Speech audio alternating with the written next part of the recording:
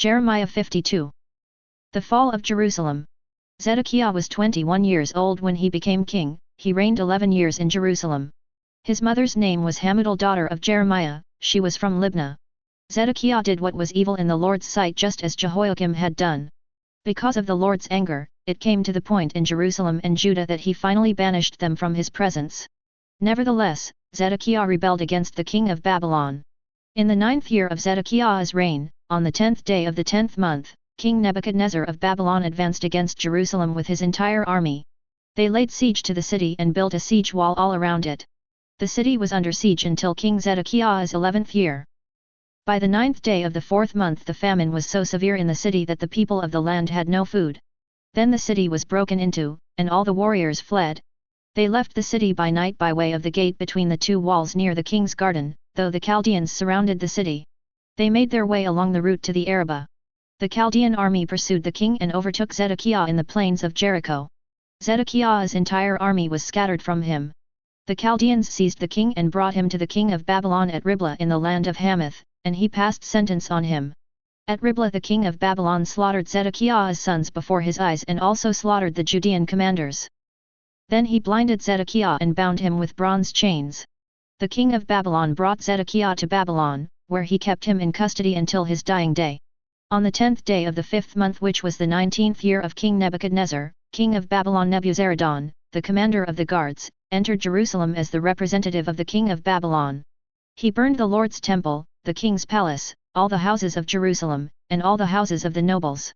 The whole Chaldean army with the commander of the guards tore down all the walls surrounding Jerusalem.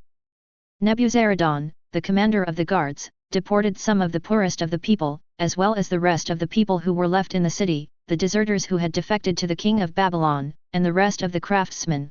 But some of the poor people of the land Nebuzaradan, the commander of the guards, left to be vine dressers and farmers.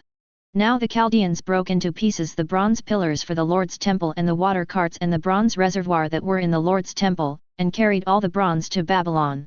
They took the pots, the shovels, the wick trimmers, the sprinkling basins, the dishes, and all the bronze articles used in temple service. The commander of the guards took away the bowls, the fire pans, the sprinkling basins, the pots, the lampstands, the pans, and the drink offering bowls, whatever was gold or silver. As for the 2 pillars, the 1 reservoir, and the 12 bronze bowls under the water carts that King Solomon had made for the Lord's temple, the weight of the bronze of all these articles was beyond measure. 1 pillar was 27 feet tall, had a circumference of 18 feet, was hollow 4 fingers thick, and had a bronze capital on top of it. 1 capital, encircled by bronze lattice work and pomegranates, stood 7.5 feet high. The 2nd pillar was the same, with pomegranates. Each capital had 96 pomegranates all around it. All the pomegranates around the lattice work numbered 100. The commander of the guards also took away Seraiah the chief priest, Zephaniah the priest of the 2nd rank, and the 3 doorkeepers. From the city he took a court official who had been appointed over the warriors, 7 trusted royal aides found in the city, the secretary of the commander of the army, who enlisted the people of the land for military duty, and 60 men from the common people who were found within the city. Nebuzaradan, the commander of the guards, took them and brought them to the king of Babylon at Riblah.